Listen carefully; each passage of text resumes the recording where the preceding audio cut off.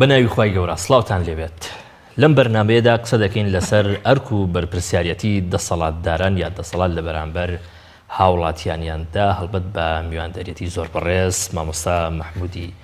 ئازادی زانای ئایینی. مامۆستا گیان بەخێر بێ، سوپاس دەکەم بۆ خۆی گەوری مێرەبان سەرکوتتان کە لە کارەکانتان. مامۆستای بەڕێز با لەو پرسیارەوە دەست پێ بکەم، بەشێ دەگوترێ حاکمێکی باش یا دەسەڵاتدارێکی باش، دەسەڵاتداری باش چێیە؟ بسم الله الرحمن الرحيم. الحمد لله والصلاة والسلام على رسول الله محمد وعلى آله وصحبه ومن والاه. طبعا حاكمي باش بحاكمي قالين ك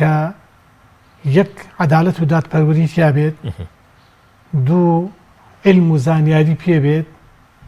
سێ ڕەئی و حکمەتێکی تیابێت کە بتوانێت ئوموراتی وڵات با بەڕێوە. ئیتر شەرت نییە مەسە هەر ڕەئیسی گەورە بێ، هەر کار بەدەستێک کە تۆ ئەمر و فەرمانێکی پێ ئەسپێردرێ ئەبێ لەو ئەمرێکی پێ ئەسپێردرێ ئەبێ عەدالەت و دادپەروەر بێ.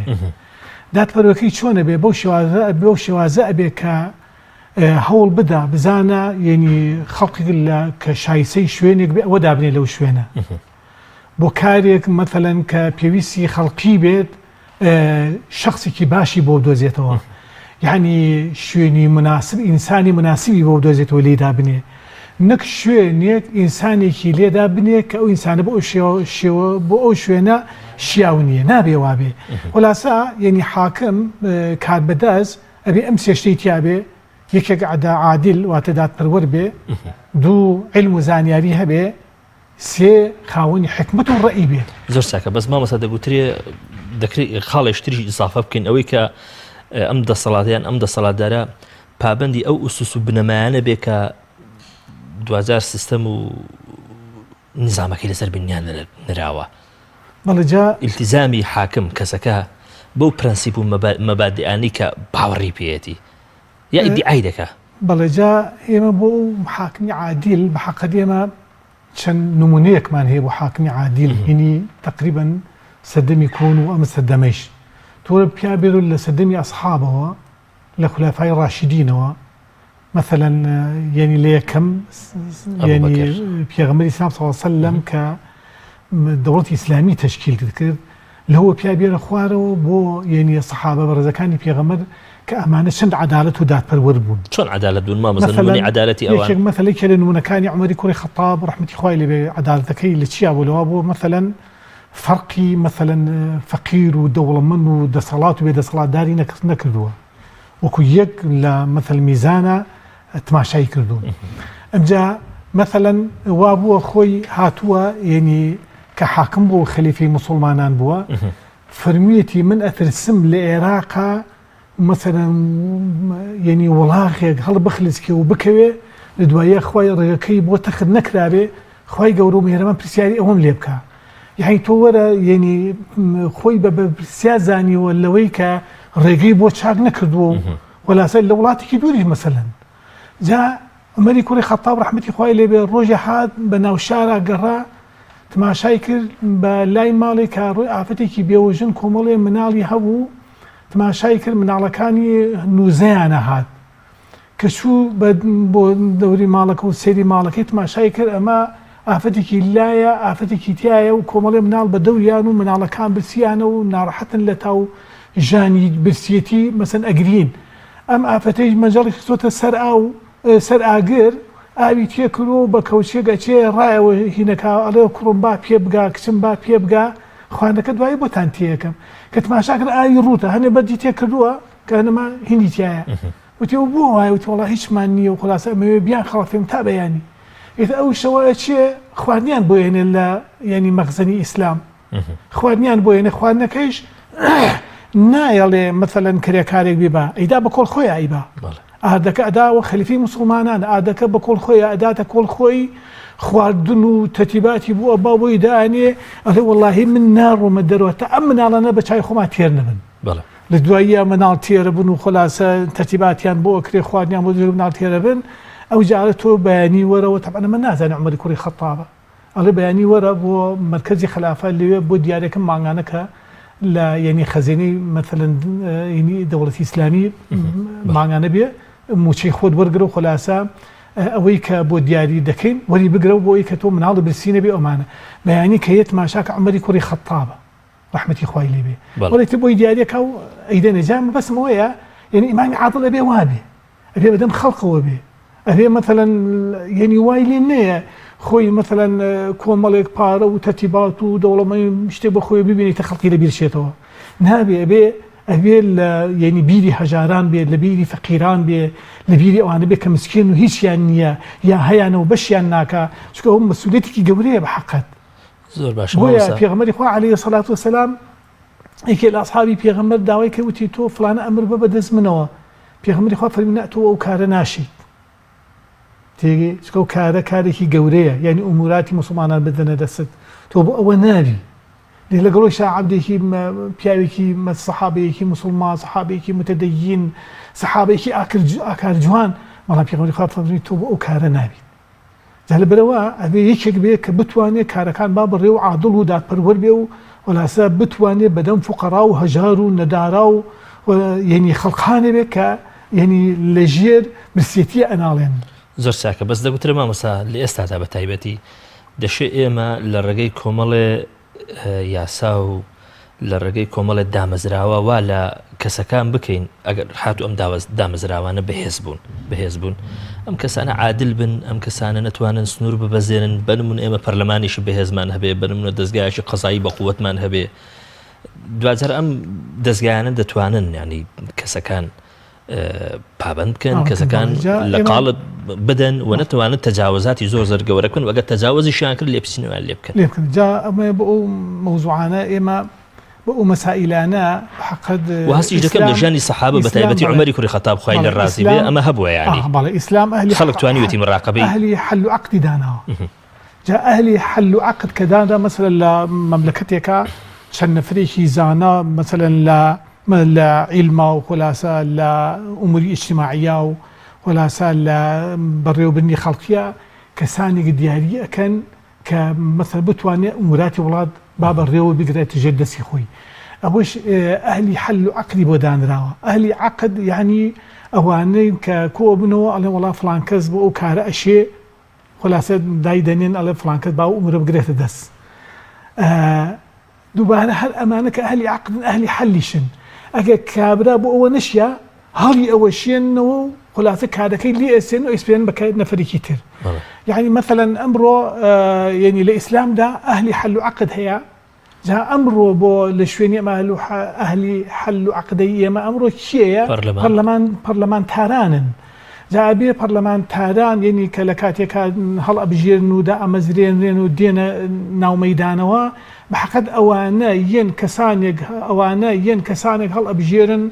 بۆ مەسەن بۆ فلانە وەزارەت فلان بۆ فلانە وەزارە فلان بۆ فلان وەزارەت شیاوە و ئەگەر ناڕێکێکی لێ دەرکەوت نەیتوانی ئەو وەزیرە ئەو کارە با بەڕێوە هەر ئەم پەرلەمانە ئەتوانن ئەو نەفەرە بەرکەنارکەن و یەکێتر بخەنە شوێن. زۆر چاکە مامۆستا پرسیاریش کرد ئەهلی حل و عەقد. زۆر چاکە چۆن دەکرێت دەسەڵاتدار لەسەر ڕاستەڕێکی خۆی بمێنێتەوە و تەجاوز نەکا ئەم لەولادایانی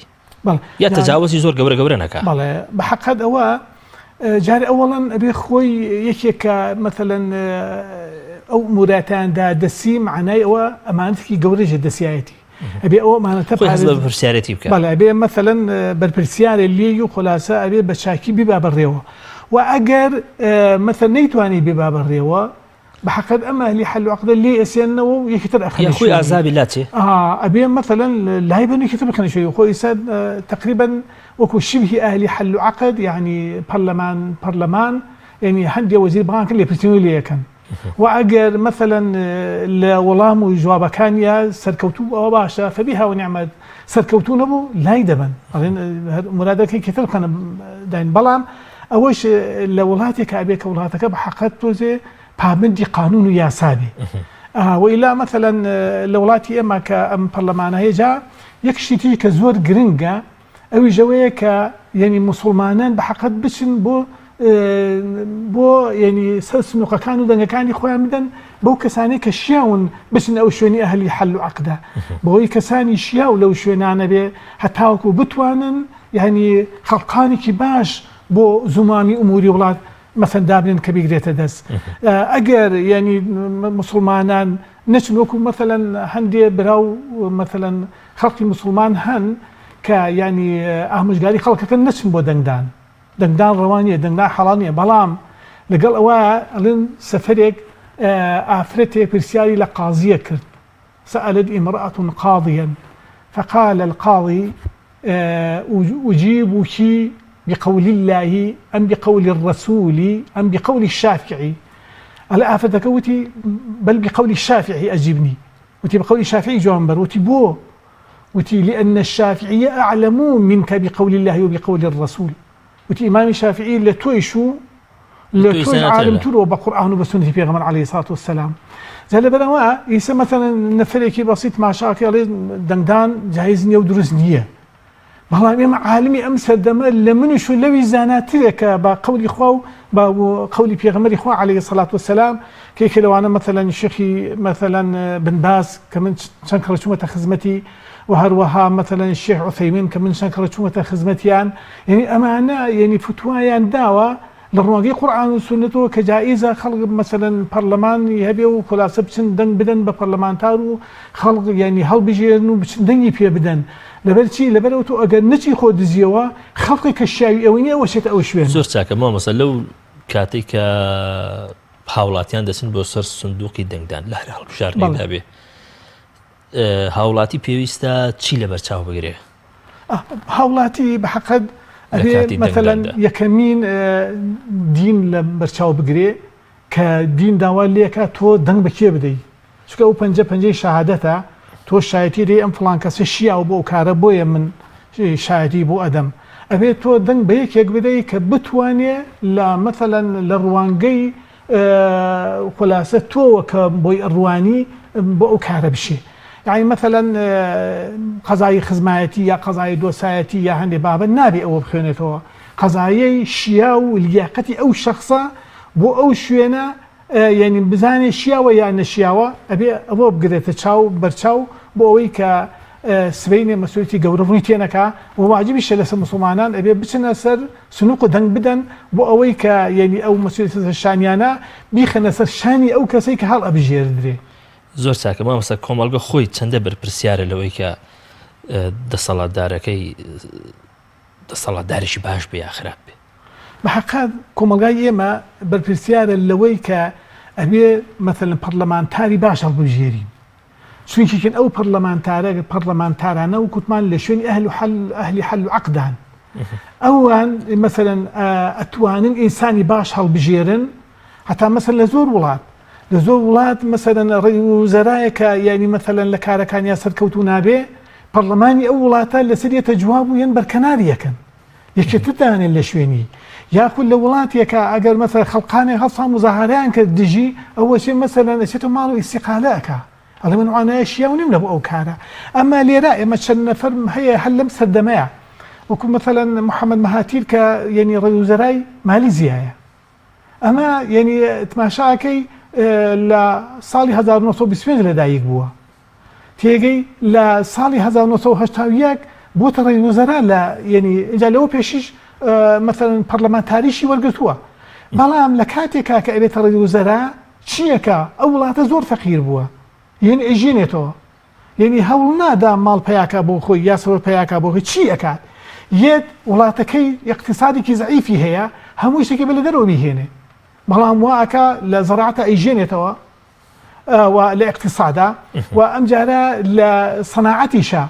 واكا عليه دائما نتشين سيارات وخلاص مواد مكائن بين لدرو بيهينين دائما الشركات بينين وخومان امانه دروسكين يسال الشركاتي مثلا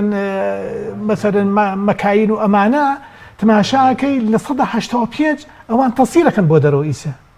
يعني والله تكي خصوصا جايسا يعني ماليزيا ناو براو بنموري اسيا يعني بونغكي اسيا لبرشي لبرا ام بياوي يك نفر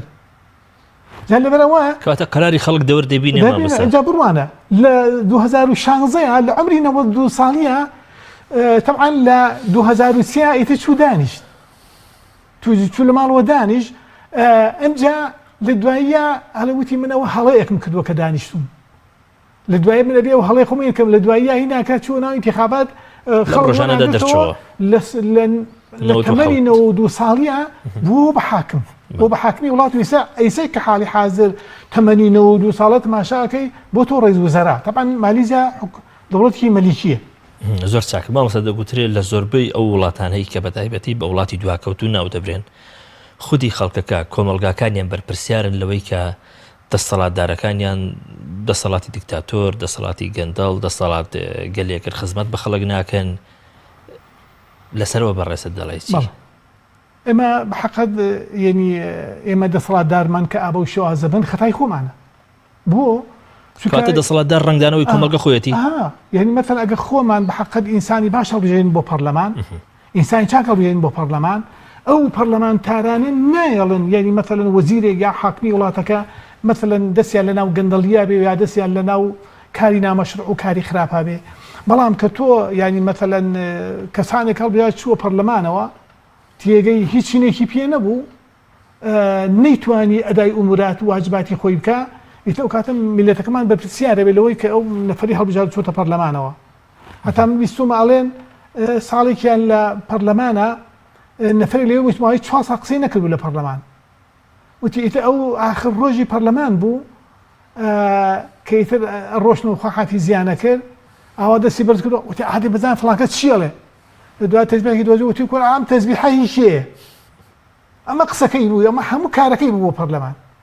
یعنی لە ماوەی ژیانە هیچ شتێکی بەرهەمێکی پێ نەبوو بۆ پەرلەمان جا لەبەرەوە ئەوێ ینی کەسانێک هەڵبژێرین کە زیرەک بن کە چوچ و چالاک بن کە بەدەم ئوموراتی خەڵقەوە بن بەدەم ئێش و ئازاری خەڵکیەوە بن بۆ ئەوەی کە مەثلا ئەو کەسانەی کە هەڵ ئەبژێرن بۆ تەنفیزی کارکە وەزیرەکانن ئەبێ یعنی کەسانی چاک هەڵبژێرن مثلا طبعا لە کاتێکا کە ڕێوەزەرا کۆمەڵێ وەزیر هەڵە بژێرێ ئەچێتە پەرلەمان تەسیقیەکە ئەبێ ئەو پەرلەمانە بزانێ ئەم نەفەرە شیاوە تێگەی وەکو ئەهلی عەقدەکەی دەیە گرێ بەسی ئەویان بۆکەن کە ئەمانە شیاون ببنە وەزیر بەڵام دوایی کە وەها دەرنەچوون دووبارە هەر ئەم ئەهلی حەل ئەشی هەڵی ئەوشێنێتەوە تەفکیکێکە تێگەی ئەڵێ نابێتەوە لەسەر ئەو کارەبی لەبەرەوە لە کارەکە تا لە پرۆسەکە تا سەرکەوتوو نەبووی ئەم جایەکێتر دادەنێن ئەبێ مثلا ئەهلی حەل و عەقد ئەو کارەکە کە ئەهلی حەل و عەقدی مثلا کاتی زوو پەرلەمانی ئەمڕۆ لە جێگایە زۆر چاکە مامۆستا لە بەرامبەر دەسەڵاتداری باش کۆمەڵگە لەکوێدا بەرپرسیارە کۆمەڵگە دەتوانێت چی بکات بۆ دەسەڵاتدارە باشەکانیان بەرپرسیارەتی کۆمەڵگە خۆی ئەمە زانیمان دەسەڵاتدار لە بەرامبەر چیدا لە بەرامبەر کۆمەڵگاکەی بەرپرسیار ئەی کۆمەڵگە کۆمەڵگاش بڕوانە کۆمەڵگا خۆی مەسئولیەتی خوای ڕوویتی ئەکا کە لە کاتێکا شتێکی ئاوا پرۆژێکی ئاوایەتە بەردەستی کە ئینتیخاباتە مەزن دەنگ بە ئینسانی باش نەدا تێگەی ئەگەر لە کاتێکا مەسەلەن دەنگی بە ئینسانی باش نە یا هەر نەچوو بۆ دەنگەکە تێگەی ئەوە بە حەقەت مەسئولی ڕوویتیەکە یان دەنگی بە ئینسانی باش نەدا چوو ئەوە مەسئولی ڕوویتیەکە تۆ ئەبێ دەنگ بە یەکێک کە بەدەم میلەتەکەتەوە بێ بەدەم خۆتەوە بێ بەدەم مەسەلەن وڵاتەکەتەوە بێ لە هەموو هەست و نەسێکی وڵاتەکە لەگەڵ تابێ ئەبێ مەثەن تۆ دەنگ بەوانە بیت ئەوانە هەڵبژێری زۆر چاکە مامۆستا ئەوە زانیمان دەسەڵاتداری باش چییە ئەی دەسەڵاتداری خراپ چییە بەشێ دەگوترێت ئەمە دەسەڵاتداریش خراپە حاکمیش خراپە وەکوتم دەسەڵاتداری خراپی ژەوەیە کە عادول دادپەروەر نەبێ زوڵم و سەمکە مثلەن یعنی ماڵی دەوڵەت کە لەژێر دەستیایەتی تێگەی تەلاتنی پێ بکە بیدا بەم خزم بیدا بە فڵان بیدا بە فڵان هەژارەکەی لەولاوە یعنی مەسەل لاکەی بەتە دڵی بێ لە برسا لاکەی سکی بێ لە برسا ئیتر هەر ناوێشی لێ ئەم دەسەڵاتدارە مامۆستا هەر دەسەڵاتدارێک بێ یعنی ئەوە شومولێک بێ بەسەریاکە یعنی بە حەقیقەت کە عادل دادپەروەر نەبێ زۆر چاکە مامۆستا لە چ کاتێکدا دەکرێت بڵێن ئەم دەسەڵاتدارە تەجاوزی کردووە هەموو تەجاوزێک دەکرێت وەها وێنایی بکەین وەها ناوی بەرین کە ئیتر ئەم دەسەڵاتدارە دەکات بە دەسەڵاتداریشی خراپ هەموو تەجاوزێک مامۆستا هەر تەجاوزێک کە یعنی مەثەلەن لە قاڵبی وڵاتەکە کە لەگەڵ هەلومەنجی وڵاتەکە ڕێک نەیەکەوت وادێ مەثەلەن لە قواعید و یاسای وڵاتەکە ڕێک نەیەکەوت بە حەقیقەتی ترەوە معنەیەوە عادل و دادپەروەر نییە چونکە مەثەل ئێمە وتومانە حاکمی عادل ئەوەیە دادپەروەر بێ یەک مثلا لە ئوموراتی ئیجتیماعی سیاسە و ئیجتیماعی کۆمەڵایەتی مثلا دەستی هەبێ بتوانێ بیکە و هەروەها مثلا علم و زانیاری هەبێ و هەروەها مەسەلەن خاوەنی حکمت و ڕێی بێ بتوانێ کار ئەنجام بدا و خلاصە هەم خاوەنی عەقڵ بێ هەم خاوەنی ژیری بێ هەم خاوەنی مەسەلەن ئەدەب و ئاکاری جوان بێ هەم مەسەلەن خاوەنی واجباتێ بێ کە ئەو واجباتانی کە ئەدرێ بەسەریا یعنی خۆی بە مەسوول و بەرپرسیارێکی گەورە بزانێ بەرامبەری کە ئەنجامی بدات. مامۆستا دەگوترێت گەورەترین دستەمێک کە لە کۆمەڵگا بکرێت لە گەل بکرێ بە مەفهومە سیاسیەکە ئەوەیە کە یەشێ وەکو دەسەڵاتدار بێ احتیکاری دەسەڵات بکە و ئەم مافە کە لە ڕاستیدا مافی خەڵکە کە چێ دەکات بە دەسەڵاتدار و بە حاکم بێ لە خۆیدا یا لە بنەماڵەکەیدا یا لە چەند کەسێکی دیاریکراودا کوی کاتەوە بەڕێز لەوارەوە دەڵێ ئێمە احتیکاری دەسەڵات ئێمە نمونان هەیە بۆ ئەوە چونکە مەسەلەن کاتێک کە پێغمبەری خوا سەحابە ئەنێرێ ینی ماڵ و سرد و سامان لە وڵاتان لە ینی مەثەلا ئیماراتەکان کۆ ئەکاتەوە و ئەهێنێتەوە بۆ مەدینە بەیت المال دەنێ ئەڵێ ئەمە بی بەیت المالە ئەمەژی خۆمە بەشی خۆم ئەمە بۆیان هێناوە ئەمانە دوایی پێغمبەری خوا ئەفەرمێ ئەی باشە تۆ ئەگەر لە ماڵۆدا بنیشتی تای ماڵی خۆت ئەمان بۆ هێنای یعنی باسی ئەو حکمەوە ئەویان پێداوی یاڵا ئەوەشی لێسەنی خێنە بەیت المالەوە یعنی مەثەلەن تۆ ئەبێ یعنی کە ئەبێتە حاکمی وڵات بزانی ئەمڕۆ چی هەیە تێگەی بەڵام بزانە بەیانی چی دەزەکەوێ تێگەی ئێمە یعنی حاکمی وامانەیە حاکم بە بەس حاکمی قەزایی نییە بەتەکید دەسەڵاتدارە سیاسیەکانە بەڵێ ئەوەی کە دەسەڵاتداری سیاسی وڵاتی بەدەسەوەیە بەسمان ئەوەیە ئەوانە یعنی بەچەند تا دوێنێ بوو هیچیان نەبوو بەڵام ئەمڕۆ یعنی بە ملیۆن دۆلار و بە ملیارد دۆلار ناڵێن پارە ئەخە بێ مەسەر ئێمە ئەو بابە بین بەرەوە من ئەینە لەکە هادا تو ئەمە لەکوێ بوو لەکوێ دەستەکە و چۆن دۆ دەستی هێنا خەڵک حەقخۆتی مامۆستا پرسیارەکە خۆی پرسیارکە بۆ لەبەر ئەوە یعنی مەثەلەن ماڵ و سەوت و سامانی ئەم وڵاتە هەموو میلەتەکەت یا بەشدارە ماڵی میلەتە بۆ ئەبێ ئەم ماڵی میلەتە تاقمی تایە بەشدار بوون و بیخۆن هایلایف تیا بژین قەسر و قسوور و باغ و باغاتی پێ دروستکەن بەڵام نەفرێک تریش کە ئەهلی وڵاتەکەی و لە جدی وڵاتەکەی بەڵکو لەوان لە بنەماڵێکی زۆر باشیش بووە ئەو بێ بەش بێ مامۆستا ئەمان دەڵێن بەشی زۆری ئەم بەرپرسە سیاسیانە کە ئەمان لە منتەڵقی ئەوەی کە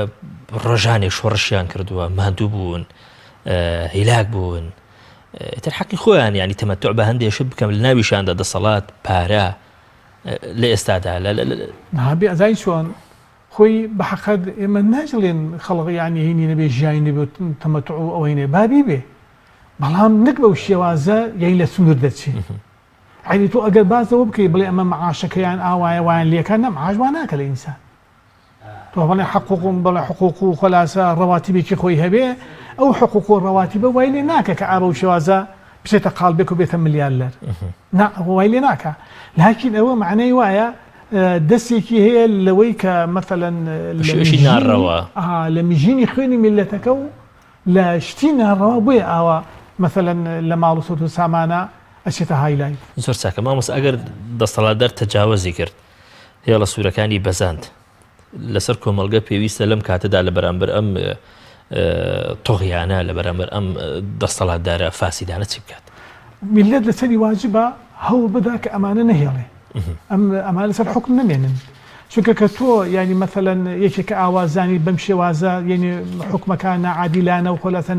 نادات پەروانە حکومەکە بە حەقەت ئەبێت تۆ یعنی مەثەلەن هەوڵ بدەیت کە یان ئەبێت چاکێکی باش ببن بگەڕنەوە سەر ڕێگەی ڕاست یان مەثەلەن ئەبێ لە ڕێگەی خلاصە پەرلەمانەوە یا لە ڕێگەی مەثەلەن ئەهلی حەل و عەقدەوە یعنی تەرتیباتێ بکرێت کە ئەمانە لەسەر کار لا ببرێن و خەڵقانتر بێنە سەرکار بۆ ئەوەی کە ئوموراتی وڵات بڕوا بەڕێوە ئیسا مەثەلەن لەم بینە پێشوا ینی هینیان کرد قیرقیزیا نادام قیرقیزیا نام باقی 30 ملیۆنە 6 ملیۆنە تێگەی تماشاکەی ئەڵێ هینی وارداتی ساڵانەی چێنەیە 10 میلیارد دۆلارە 10 میلیارد دۆلار تێگەی بەڵام ئێمە وارداتی ئێمە لە ساڵان لە 100 میلیارد تێدەپەڕێ تێگەی بەڵام لەگەڵ خەڵقی تماشاکی ئابە و شێوازەیە هەندێکی هایلایف هەندێکی لەژێر مەثەلەن برسێتی ئەناڵێنێ زۆر چاکە مامۆستا ئەگەر کۆمەڵگا لە کاتێکدا دەسەڵاتدارە فاسید و گەندەڵەکانی تەجاوزی گەورە دەکەن ئەم کۆمەڵگایە هەر بێدەنگ بوو بە ئەرشی خۆی هەڵنەسا ڕۆڵی خۆی نەبینی ئەم کاتە نەتیجەی ئەم سستی و خاوی کۆمەڵگا چی دەبێت لەسەر ژیانی خۆی وڵای تر خەڵکی وای لێ دێ مەثەلەن وای لێیە کە ئیتر خۆی بۆ کارە ڕازیە ئیتر معنای خۆی بەرپرسیارە ئەمجا خۆی ئەکەوێتە ناو برسێتەوە خۆی ئەکەوێتە ناو ناڕەحەتیەوە دوایی کە هیچ بۆ مەثەلەن ناکرێ خۆی نابەتە ناو مەیدانەکەەوە ئەوەی تا هەندێک مەثەلەن ڕۆن بۆ دەرەوە هەندێک ڕۆن بۆ خارج تماشاکە ئەوان هەندێکیان بەشی زۆریشی ژیانی خراپ دەبێت ژیانی خراپی مەثەلەن لە هەموو ڕوویەکەوە تماشاکەی هیوا هەیە کە ئەچێتە دەرەوە مەثەلەن ماڵ و مناڵێکەوێتە ناو ئاوەوە یعنی هۆکاری چی ئەم خەڵکەکەەوە ئەڕوە خۆگە خەڵکەکە ژیانی باش بێ و کامەرانی بێ خەڵک بۆ ئەڕوە کەواتە دەکرێت مامەسا بڵێن بەشێکی خراپی ژیانی کۆمەلگا خۆی لێ بەرپرسیارە بە تایبەتی کە بێدەنگ دەبێت لە بەرامبەر ئەم هەموو تەجاوزاتانی کە دەسەڵات دەیکا ئەنا لە سەدا یعنی مەثەلەن شەسی میلەتەکەی خۆمان بەرپرسیارە لی لەبەر چی لەبەرەوەی کە یعنی ئەو ئوموراتان ناڕەوانە ئەبینێ هەڵناسێ بەرامبەری مەثەلەن دەورێک ببینێ کە ئەوە نێڵێ یان دەستیان بگرێ چکە بۆ یعنی ئەو پێڵەن زوڵم چکە پێغەمبەری خوا ئەفەرمی ئونصر ئەخاکە ظالما ئەو مەظلوما تۆ مەثەلەن براکەی خۆ دەگە زوڵم کا یان ئەگە زوڵمی لێ بکەیت تۆ بەرگری لێ بکە وتە ئەگە مەزڵوم باشە وین کە ئەی زاڵمەکە چۆن مەثەلەن یارمەتی بین وتێ بچۆ دەستی بگرە مێڵە زوڵمەکە بکە ئێمە ئەتوانین بەسەر دەستی ئەم کاربەدەستانە بگرین مێڵە ئەو زوڵمە بکە دەتوانین مامەسا ئەم کۆمەلگای خۆمان کۆمەلگای خۆمان یعنی میلەت وەکو مێلوورە وایە مێلوورە ئەگەر مەثەلەن ڕقیدا بێ پێسی پڵنگ ئەدڕێنێ تێگەی میلەت ئەگەر لە کاتێکا مەثەلەن هەڵسێت یعنی خۆ هەر میلەت بۆ هەڵسا سەداح حوسێن بۆ هەموو زوڵم و زۆرەوە نەیهێشت هەر میلەت بوو لە ئێران هەڵسا شایی نەهێشت هەر میلەت بوو مەثەلەن لە چەند شوێنێک هەڵسان یعنی ڕێی جمهورە خراپەکانیان نەهێشت یعنی میلەت لە کاتێکا ئەگەر مەثەلەن شێخ سەعدی شعری جوانی هەیە ئەڵێ نەبینی چون گوربە عاجز شەوت بەر ئاورد بە چنگاڵ چەشمی پڵنگ ئەڵێ نابینێ ئەگە پشیلە تووڕە ببێ بە چنگەکانی بە نوێنۆکەکانی چاوی پڵنگ دەرێنێ ئەگەر میلەتیش یعنی گەشتە مەثەلەن تین و وزەی خەڵاتە هەڵەسێت کە هەڵسایتر دوایی خراپە قەومە جا ئێمە ئەبێ یعنی میلەتەکەمان وا بێ خەڵکانی باش قەرار بدەین کە ببێتە مەثەلەن حاکممان هەوڵبین خەڵکانی باش بنێنە پەرلەمان بۆ ئەوەی ئەو پەرلەمانتاران تەمان پەرلەمان ئەمڕۆ یعنی لە قانون و یاسای دووەلیە مەثەلەن ئەهلی حەل و تەشریعن یعنی ئەتوانن ئینسانی باش دابنێن بۆ حاکمی وڵاتەکەمان ئیتر مەسا ئەوەی شکایەتە پەرلەمان بە حەقن نابێ قەزای حیزبی بخوێنێتەوە چونکێکین ئەو پەرلەمانتارە کە ئەچێتە پەرلەمان حیزب نەیناردووە میلەت ناردوێتی دێ ئەو ئەبێ وەکو یەک تماشای مەثەلەن نەکە بکە نەک لە بەگوێرەی ئوموراتی مەثەلەن حیزبەوە بڕوە یان بەگوێرەی حیزب بکە ئاوا بکەن و ئاوا بکەن نا ئەبێ ئەمانە یعنی نمایندەی میلەتەکەن چی قازانجە بۆ میلەتەکەمانە بێ ئەوە ئەنجام بدەن نەک مەثەلەن بڵێن بیستی سەر بۆ حیزب بیستی سەر بۆ حیزب چلی بەم حیزبەیە و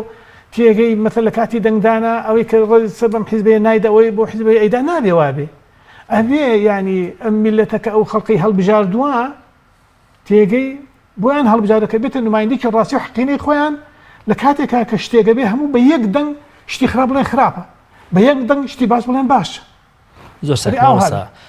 حکمی ئەو جۆرە کەسانە چیە کە موسانەدە و پاڵپشتی ئەم دەسەڵاتدارانە دەکەن کە پێیان دەگوترێت دەسەڵاتداری زاڵم دەسەڵاتداری فاسد گەندەڵ تاغی ئەم جۆرە کەسانە حکمیان چیە وڵی ئەمە خی گەور و میهرەبان لەبێک ئەمەی بڕیەوە فەرمێ ولا تركنوا إلى الذين ظلموا فتمسكم النار ئەڵێ ئێوە مەیلتان نەبێ هەر مەیل یاچێ کە تۆ لەگەڵیشی بی ئەڵێ ئێوە مەیلتان نەبێ بۆ لە زاڵم و سەمکاران چونچێکین بە ئاگری ئەوانی ئێوە ئەسووتێن جا لەبەرەوە یعنی ئەگەر تۆ لەگە زاڵم و سەمکارا بووی خی گەور و میهرەبان ئەویش تۆی ئەسووتێنێ بەهۆی ئەوەوە جا لەبەرەوە ئەبێ ئێمە یعنی بە ئاگا بین یعنی قەت مەیلمان نبێ ئەڵێ بە سووکە مەیلێ بۆ لای زاڵم خی گەور و میهرەبان بەو ئاگری کە زاڵم پێ ئەسوێنێ تۆشی پێ ئەسووتێنێ لەبەر ئەو مەیلەت هەیە بووی جا لەبەرەوە نابێ ئێمە مەثەلەن لەگەڵ دەسەڵاتداری زاڵما بین نابێ مەثەلەن پشتگیری دەسەڵاتداری زاڵم کەین بەڵکو ئەبێ میلەتەکەمان ئاگادارکەین لەسەر ئەوەی کە پشتگیری ئینسانی زاڵم نەکەن بۆ ئەوەی کە یعنی میلەت لە ژێر سایە و سێبەری مەثەلەن حاکمێکی عادل و حاکمێکی دادپەروەرە هەڵسوکەوتی و ڕۆژانی خۆی کرد زۆر ساکە ماوەسە مادەم باسی زۆڵمت کرد پێم خۆشەکەمێ لەسەر زۆڵم بوەستین زۆڵم چی ماوەسە زوڵم واتە سەمکردن ئیتر سەمکردن چۆنە مەثەڵەن تۆ حەق و مافێک کردەیە کە ئەبێ هەر بێ نێڵی بدەنێ یان لێت زەوتکردن یان نەتدەنێ مەثەڵەن تۆ بۆت هەیە بچی ئەو زەویە بکێڵی نێڵ بیکێڵی یان مەثەڵەن بۆت هەیە تیجارەت بکەی نێڵ تیجارەتەکە بکەیت یان مەثەڵەن بۆت هەیە شتێک بفرۆشی نێڵ بیفرۆشی یان مەثەڵەن وای لێ بکەن هەچی مەثەڵەن تماشاکەی هین تەرتیباتی وا دروستکەن وەکو بڵێن قەزای سوپەرمارکێتی گەورە گەورە دروستکەن و تماشاکەی فەقیر لەو لاوزیتەی شاوی بێ تێگەی دەتووە تێر ناخۆی بە سەو سامانە هەتا ئەچی سوپەرمارکێتی گەورە دروست دەکەیت و لە دوایە خەڵقێکیش مەثەڵەن دوکانەکەی بێداخ تو بناوی دێڵی ئەو کارە بکە یان وەرە ئەو فەقیرانی تیا بەشدار کردەوە سوپەرمارکێتە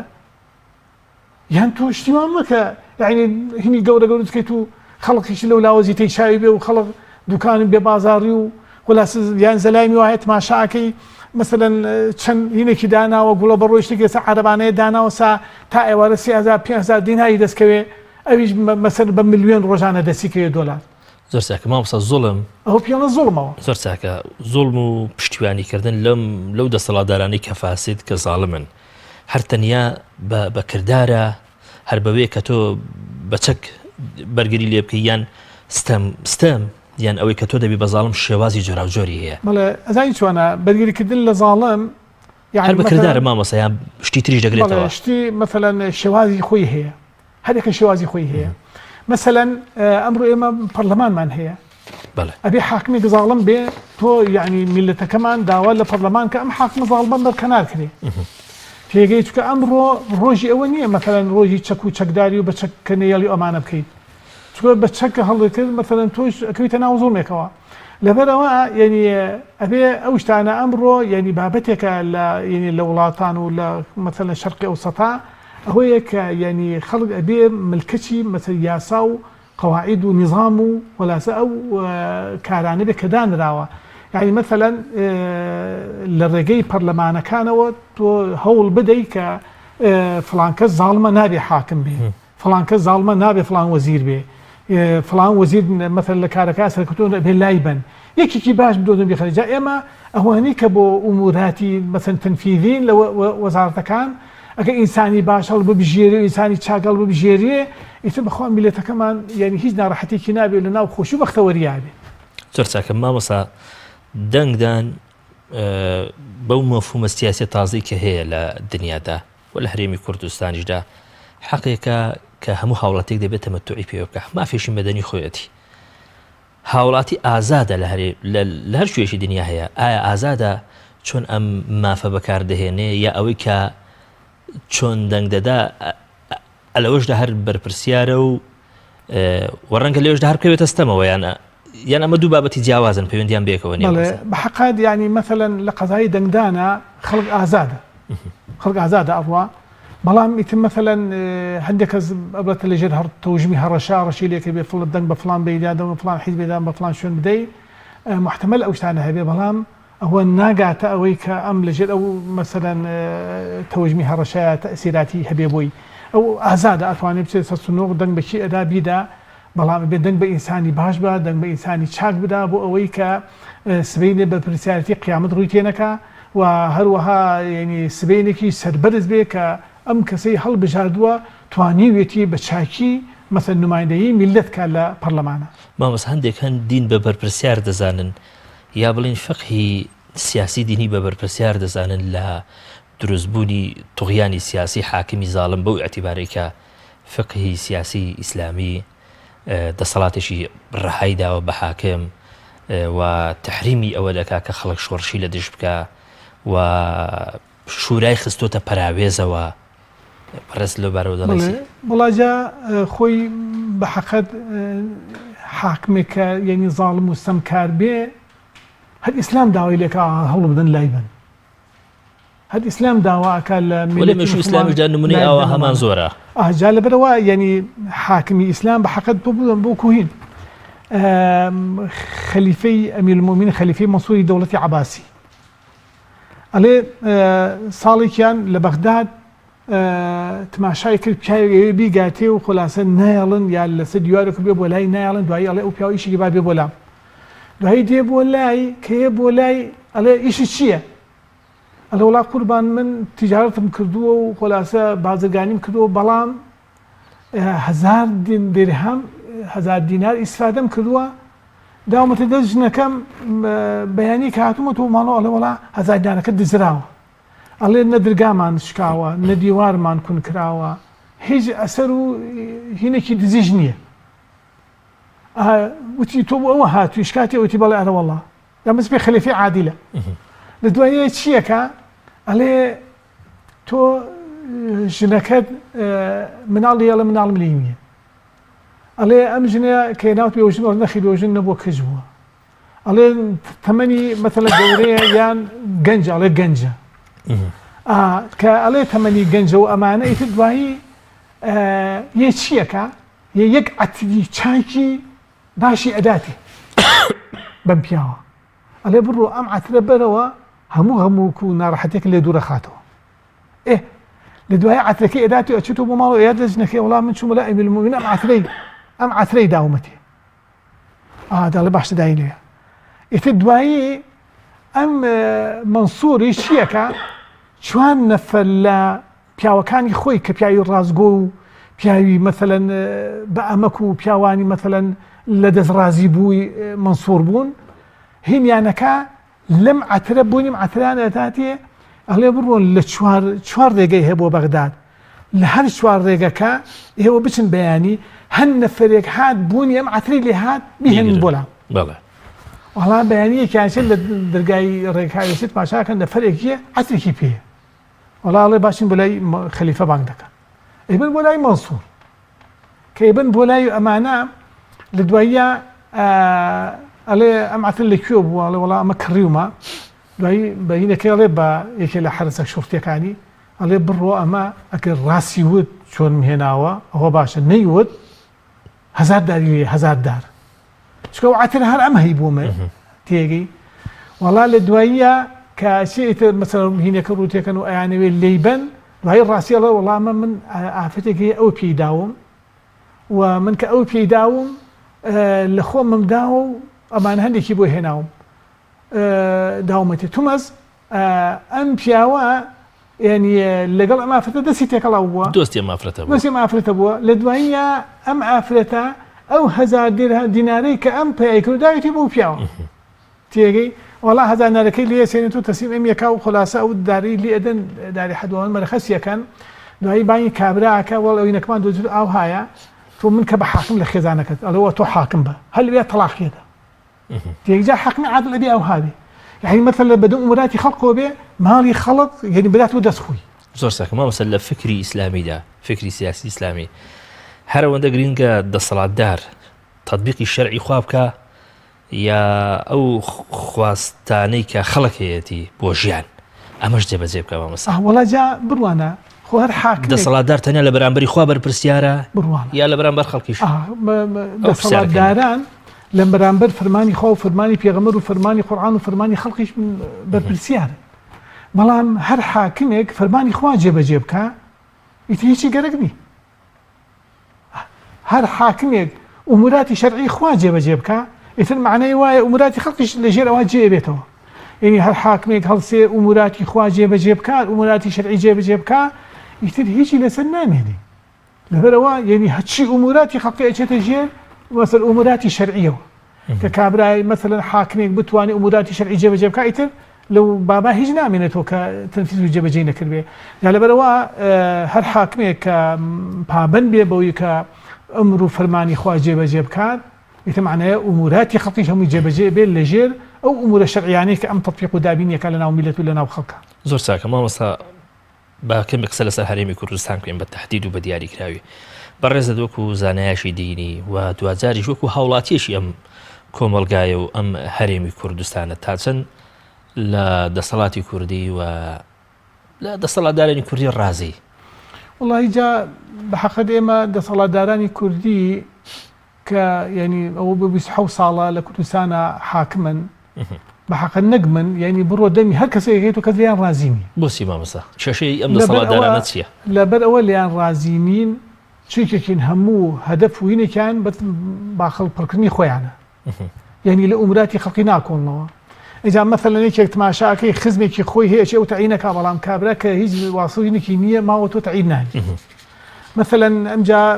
کابرایە کە خزم و کۆڵار کەس و کاری خۆیەتی هەوڵی بۆ ئا لە شوێنێکە شوێنێکی باشکە بە مەثەلە شوێنێکی باشە دای بنێ یان کۆمەکی یارمەتی بۆ تەرتیب بکە بەڵام خەڵقی تر کە واسیتەی نییە بەحەقەت ئەوە منکوبە و خولاسە بێدەرەتانە و لە تاوژانی سک ئەتلێتەوە بەڵام ئەم حاکمانە کە بەو شێوازە بن وها نامێنەوە بەو شێوازە ڕۆژێکی ژەبیە کاڵ بچن هەچی ماڵ و سوت و سامانیانە بەجێ بێڵن چونکە بۆ ئێمە بیندیومانە ینی مەثەل لە پێش ئەمانەوە بڕۆ بۆ حاکمەکانی کۆن یعنی پیایانە بێرە خوارەوە هەر یەکەیان وڵاتێکی بەدەستەوە بوو ماڵ و سوت و سامانێکی زۆری بەدەستەوە بووە هیچی بۆی نەماوەتەوە دەشێ ئەوەی ڕووداوە لە ڕابردوو لێرەش خۆی دووبارە بکاتەوە یعنی ئەوە حتمیە ئەو ڕووداوە التاريخ يعيد نفسه يعني هەمان مێژوو بەسەر ئەمانش هادێتەوە بۆ لەبەر ئەوە ینی مثلەن ئێستا خەڵکێکە بووە لە ینی ماڵی حرامەوە مثلەن ینی سەت و سامانەکە ینی گرتوێت دەست خۆیان جا هەر کەسێک کە لە ماڵی حرام ینی بنیەی خۆی دابڕێژێ ڕۆژێکە بێکە وەکو بەڵقی سەر ئاو وایە وەکو بینای سەلم یا بەڵقی سەر ئاو بینای سەلم وەختێ ئەتلێتەوە بەم دیوە یا بۆ دیوە بەڵقی سەر ئاوی وەختێ ئەتەقی و نامێنێ یعنی ئەو ماڵ و سەد و سامانی کە لە ڕێگەی نامەشروع و حرامەوە دەستکەوێ ڕۆژێکە بێ نامێنێ ئەڕوا زۆرمان بینیوە لەو بەو شێوازانە کە لە ڕێگەی ماڵی حرام و لە ڕێگەی حرام و ماڵیان پەیدا کردووە تێگەی ئیسە ڕەجاڵە ئیسە فەقیرە تێگەی تۆ تماشا بکە کاتی خۆی مەسەلەن سەداق حوسێن دەسەڵاتدارانە بەردەوام قسەی ئەوە دەکەن کە ئەگەر ئەم خەڵکان ناڕازێ لە ئێمە کێشەی هەیە لەگەڵ ئێمە بۆ سیخ مجاری دەنگ دەدا بە ئێمە دەی ئەوە تا سندوقی دەنگدان هەیە هەڵبژاردن هەیە تا ئەندازەی بێمنەتی بێمنەتن لە خەڵک چۆنە خەڵکەکەیش قسەیش ڕاز نیە مامۆستا خەڵکەشمان مەسئولێت ڕووی تێیەکە لەو بارانەوە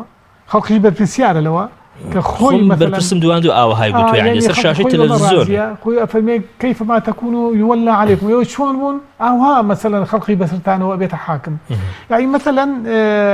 ئەبێ ئەم میلەتەمان هوشیار بێ تێگەی بۆ ئەوەی کەوا خەڵقێکی باش نەک خەڵقێک دەستی لەوە هەبێ کە مەسەلەن هەر بۆ خۆی و بۆ بنەماڵی خۆی هەوڵ با و ئیتر خەڵقی تر بخاتە لاوە نا وەڵکو نازە ئێستا مەسە ئێمە بینین خەڵقانێک هەن يعني مثلا لە خانوویەکان یا لە مثلەن هۆدەیەکان بە دارکرا و بڵۆپە دادا بە سەریا و ئەوی لە قەسر و قسووری هایلای فاژی دەی مثلەن چۆن ڕۆژێک بێ ئەمە ئەوی وەکو ئەوی لێ نەدێ ئیلا ڕۆژێکی ئەوی وەکو ئەمی لێدێ ئێمە بە تاریخە مەسەلە باسی کرد ئەو شتانە و هەندێک بەشای خۆم بینیوە زۆر چاکە مامۆستا دوا پرسیارم بەڵام بە کورتی وەڵامم دەوە ئەمڕۆ کۆمەڵگەی کوردی هاوڵاتی کوردی لە بەرامبەر دەسەڵاتدارە منحەریف و لادەرەکانی چی بکە باشە؟ وڵا ینی بەحەقەت ئەبێ میلەتەکەمان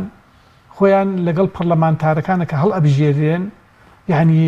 لەگەڵ ئەوانە تەنسیق و خولاسە هینیان هەبێ لەبین یەکا بۆ ئەوەی کە بزان حاکمێکە ناعادلە وەزیرێکە ناعادلە بە دەنگی پەرلەمانی لای بن و خولاسە ئەمجا و ئەبێ پەرلەمانیش بەحەقەت خۆی بە پەرلەمانی حیزبی نەزانێ خۆی بە پەرلەمانی میلەتەکە بزانێ میلەتی پەرلەمان کە تێکەڵاو بوون ئیتر حاکمی باشی جێتە سەر دەور بەڵێ